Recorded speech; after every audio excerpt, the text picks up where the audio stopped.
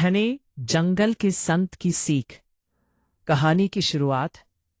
बहुत समय पहले एक घने और शांत जंगल के बीचों बीच एक निर्मल नदी बहती थी।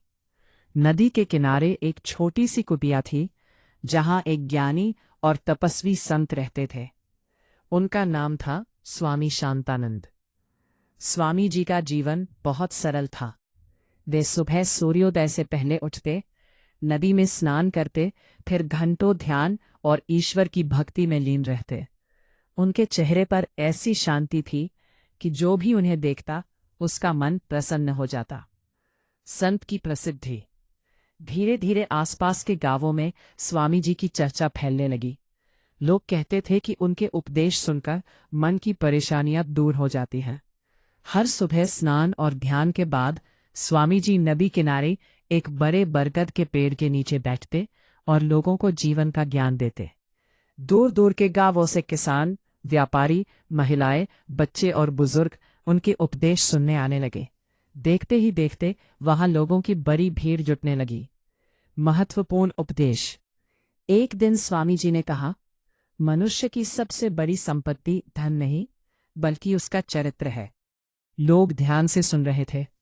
उन्होंने आगे कहा, सच्चाई और ईमानदारी ऐसे दीपक है जो जीवन के अंधकार को मिटा देते हैं। जो व्यक्ति सत्य के मार्ग पर चलता है उसे देर से ही सही सफलता अवश्य मिलती है।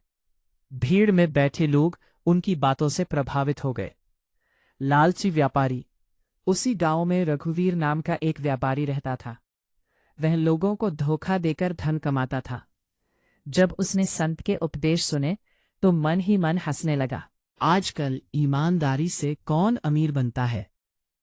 लेकिन संत उसकी मनस्थिति समझ गए।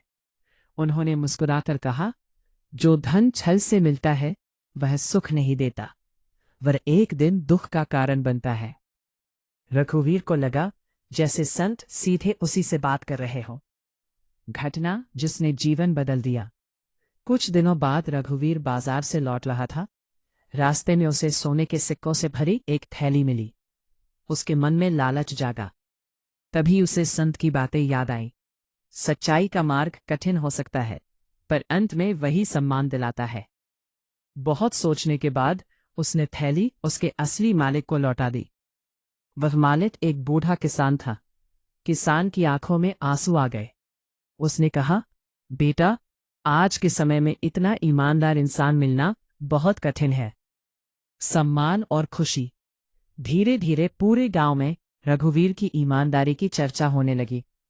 लोग उस पर भरोसा करने लगे। उसका व्यापार पहले से अधिक बढ़ने लगा। अब उसे समझ आ गया था कि सच्चाई और ईमानदारी केवल उपदेश नहीं बल्कि जीवन को बदल देने वाली शक्तियां हैं। संत की अंतिम सीख।